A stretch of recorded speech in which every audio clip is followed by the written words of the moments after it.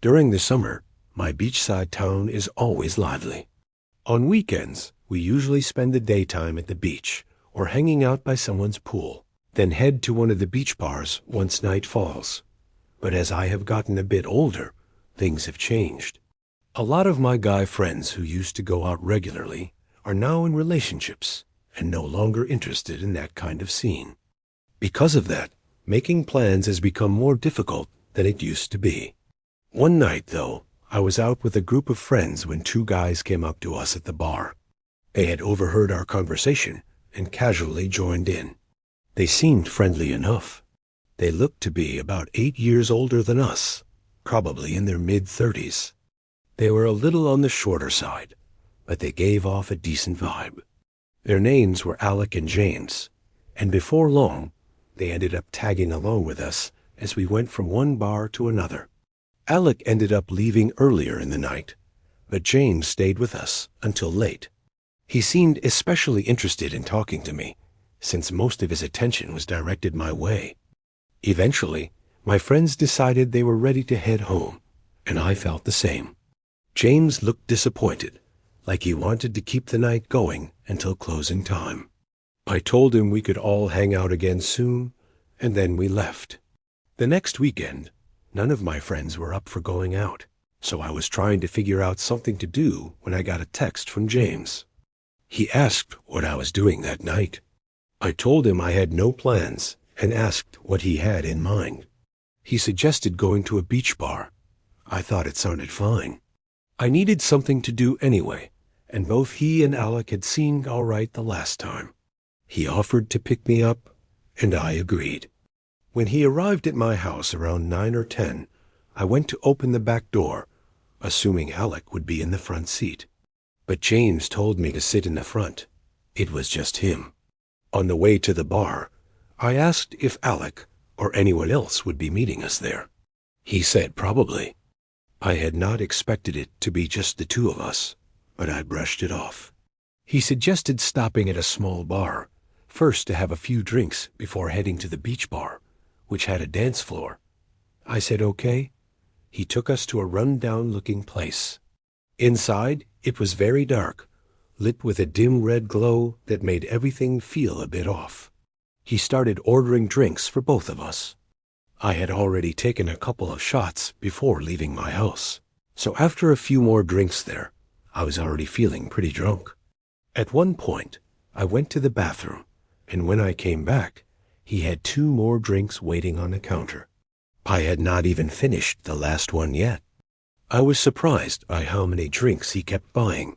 I figured maybe it was just something older people did. After finishing that last drink, everything went completely blank. The next thing I remember was waking up in total darkness. I was lying on the floor. I reached into my pockets, trying to find my phone, but it was not there. I stood up slowly, holding my arms out until I touched a wall. I started feeling around, searching for a light switch. When I finally found one and turned it on, I realized I was in a small concrete room. There was a water heater, along with cleaning supplies like a mop and a bucket.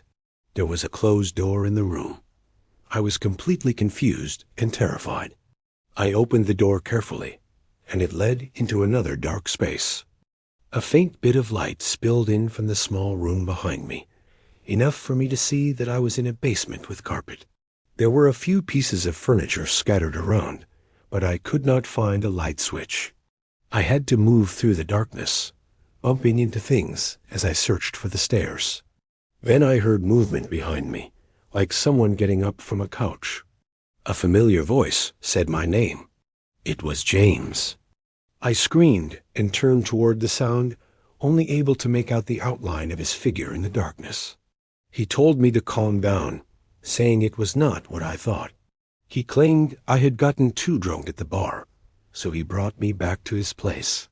The only thing I could manage to ask was why I had been left on the floor in that room and where my belongings were. My voice felt weak and shaky. He walked closer and told me my things were upstairs, telling me to relax and lie down. I told him I was leaving and that I wanted him to take me upstairs so I could get my stuff and go home. His tone changed slightly as he said I was not leaving. That was when I threatened him. He responded in a way that made it clear he had some kind of weapon and would use it if I tried anything. He kept insisting I was too drunk to go anywhere. I kept saying I would call a ride. He told me to relax, that he would get me some water, and that I should go back to sleep. I had no idea what to do. The entire situation felt wrong. He walked past me and went upstairs. When he reached the top, I heard him unlock the basement door, open it, and close and lock it again. I looked around for anything I could use to defend myself, but there was nothing. I had no choice but to move quietly up the stairs and wait behind the door. After what felt like several minutes, I heard the door unlocking. I got ready, and the moment it opened, I shoved him to the ground and put him in a chokehold. I demanded to know where my phone and wallet were while tightening my grip. I loosened slightly so he could answer. He said they were on the kitchen table. I asked if he had any weapons, and he admitted he had a knife in his pocket. I reached into his pocket, took it, and opened it. He tried to explain, saying he was only trying to help me. I got off him, went straight to the kitchen, grabbed my belongings, and left immediately. I called my brother, who I live with, right away. He answered, half asleep, and I explained everything. I asked him to come get me, and he did without hesitation. The next day, I went to urgent care to get checked. The results showed a substance in my system that confirmed I had been drugged. I spoke with a lawyer and have since filed a civil case against James. It is still ongoing as we continue to build evidence. There is no direct proof that he was the one who drugged me or what exactly he intended to do afterward. Still, I believe there is a strong case, especially considering he left me on the floor and kept my belongings away from me. Even now, I still do not know what his true intentions were, and I try not to think too much about what might have happened while I was unconscious. During the summer, I enjoy spending most of my time outdoors. When the season comes around, I stay with my family in Mountain, Pennsylvania. We have about 2 acres of property, a small shooting area in the yard, a quad, a couple of dirt bikes, and wooded trails right beside the house that I usually ride on. One warm but overcast day, I found myself with nothing to do, so I decided to get some exercise and took my bike out. I keep a mountain bike at my parents' place, so I always choose the trails instead of the roads. As I stepped outside, I glanced up at the sky. It looked incredible, with a yellow glow breaking through the thick, dark clouds that looked like they were building into a storm. I could already smell the rain in the air. I loved that kind of atmosphere. Before heading out, I checked the forecast and figured I had enough time for a quick 30-minute ride before the rain started. Even if I ended up getting a little wet, I did not mind. I rode off from the property and headed toward the wooded trail. I could hear and feel the strong gusts of wind moving through the trees, and I enjoyed every second of it. This kind of weather was always my favorite for biking. The first part of the ride was mostly uphill, while the return trip is largely downhill, which makes things easier on the way back. The climb eventually levels out near a small clearing in the woods, which is where I usually stop to take a short break. When I reached the clearing that day, I stopped as usual to catch my breath after the long uphill ride. I pulled out my phone and scrolled through a few messages, and that was when everything changed. The sound of the wind and the rustling leaves suddenly stopped. It went completely silent. The wind was gone. I looked around, surprised and a bit curious. I had never experienced such a strong gust suddenly disappear like that. As I scanned the area, an uneasy feeling began to creep over me. It almost felt like I was hearing something, maybe a voice, very high-pitched. I told myself it was probably just an animal.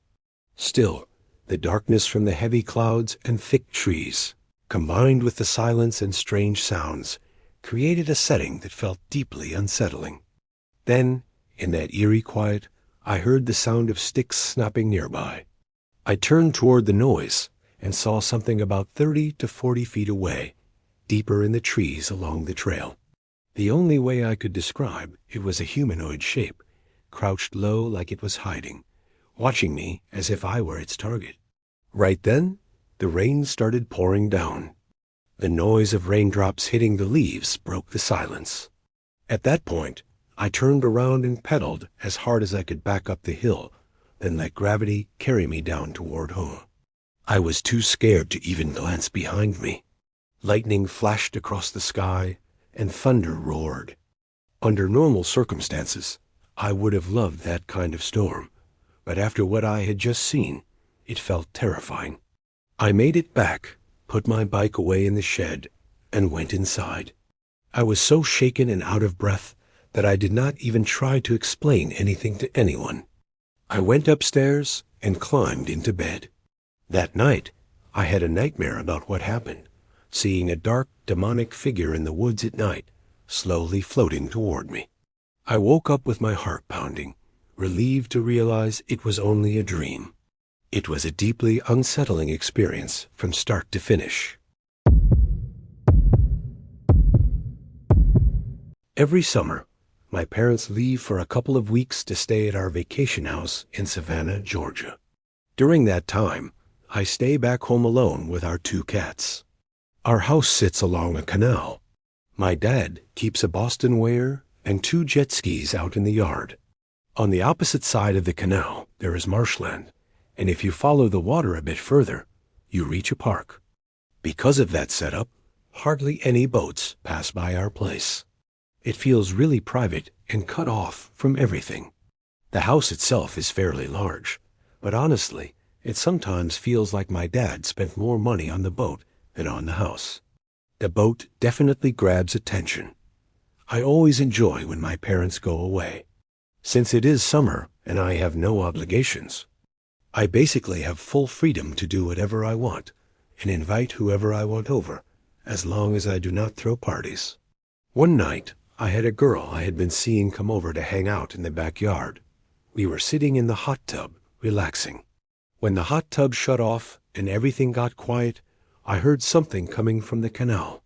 Usually, you hear fish splashing or birds hitting the water, but this sound was different. It had a steady rhythm to it. I stood up and looked out toward the canal and noticed someone paddling by in a kayak. I could not make out any details, though. I could not see their face or even what they were wearing. It was a little strange for someone to be that far up the canal at that time of night. But since it is still a public waterway, I did not think too much of it. I did mention to the girl how odd it seemed, though.